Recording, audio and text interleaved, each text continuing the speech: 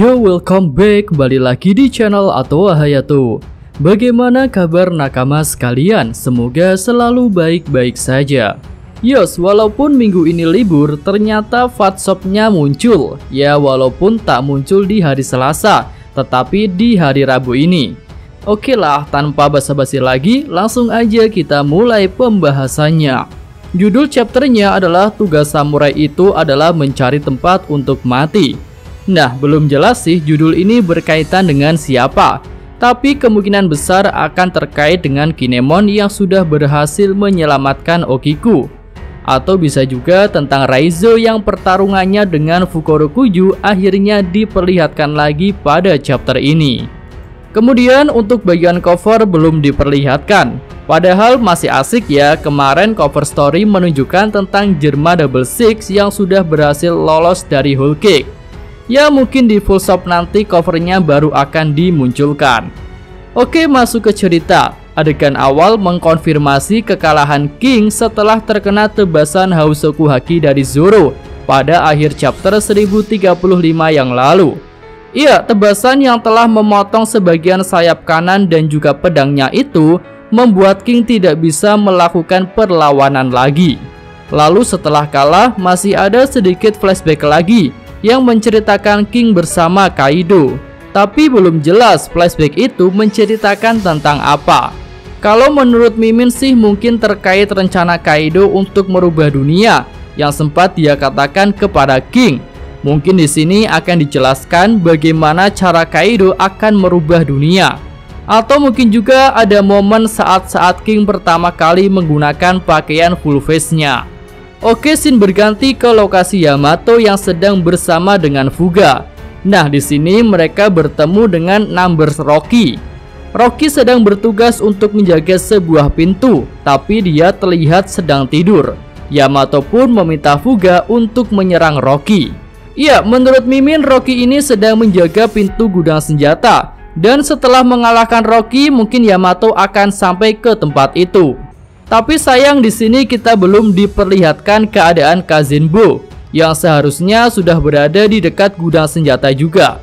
Karena si monster api buatan Kanjuro itu kan bisa menembus dinding, dan hal itu tentu membuatnya bisa sampai lebih cepat ke lokasi gudang senjata.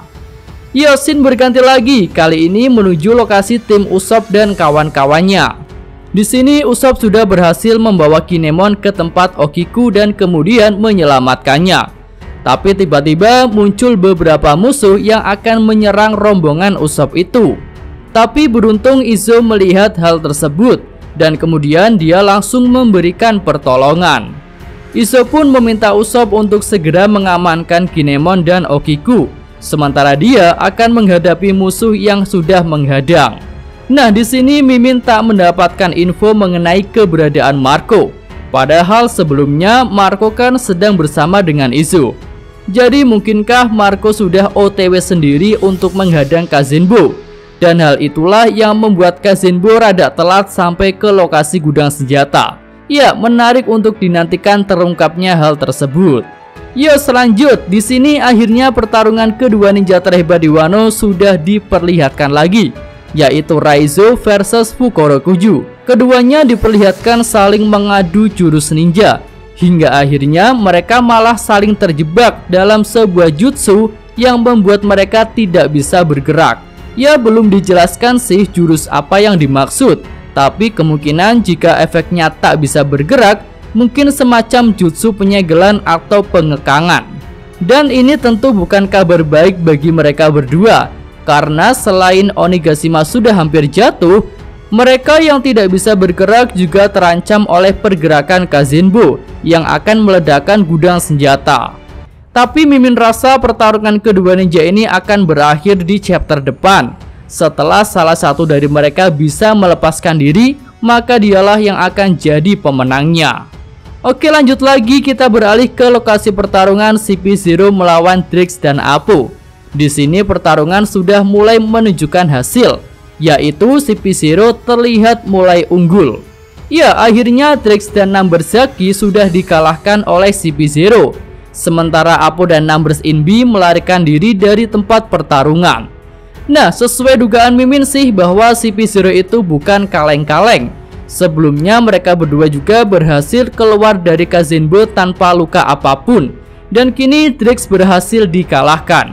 Tampaknya butuh petarung dari kru topi jerami sendiri untuk menghadang para CP0 itu. Ya mungkin Jinbe dan Brook bisa bekerja sama untuk menghalangi kedua agen pemerintah tersebut. Lalu ngomong-ngomong tentang Apo, tentu dia tak punya alasan untuk bertarung habis-habisan melawan para CP0. Dan lari adalah pilihan bijak untuk dirinya, yang memang seorang pengecut yang juga sedang menantikan momen untuk nyampah.